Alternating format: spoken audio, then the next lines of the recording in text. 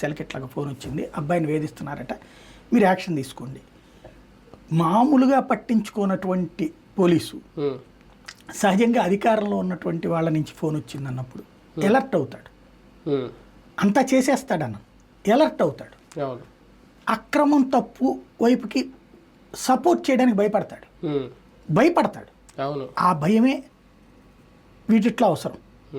ఇక్కడ ఒకటి మనం ఇవన్నీ మాట్లాడుకుంటున్నాం, కానీ ఒక అతిపెద్దదైనటువంటి పాయింట్ని డెమోక్రసీలో ఉన్న అందరూ మర్చిపోతున్నారు. వ్యవస్థలు చిన్నాభిన్నమైనవి అనడానికి సాక్ష్యం ఇది. ఇప్పుడు నాకు ఏదైనా ప్రాబ్లం వస్తే నేను నా ఏరియా ఎంఆర్ఓ దగ్గరికి వెళ్ళట్లా, పోలీస్ స్టేషన్కి వెళ్ళట్లా, పార్టీ కార్యాలయం దగ్గరికి వెళ్తానంటే ఈ వ్యవస్థలు చచ్చిపోయినాను కదా అర్థం. అంతే కదా, ఈ వ్యవస్థలు చచ్చిపోయినాను కదా అర్థం. వెంటనే జగన్ హయాంలో జగన్ హయాంలో ఎన్ని వ్యవస్థలు పాడైనాయను కదా చెప్పింది, నిన్ను ఎన్నుకుంది.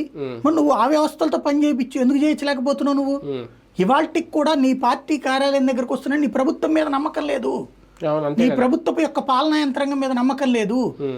పాలనా యంత్రాంగం మీద నమ్మకం లేక నీ పార్టీ కార్యాలయానికి వస్తున్నాడు అంటే సెటిల్మెంట్కి వస్తున్నాడు. అంతే, అంటే నువ్వు వ్యవస్థల్ని బాగు చేయట్లేదు. ఇది చాలా ప్రమాదకరం. వీళ్ళు ఏమనుకుంటున్నారంటే వ్యవస్థలు ఇట్లా మా ఆఫీస్ దగ్గరకు వస్తుంటే గ్రేట్ అనుకుంటున్నారు.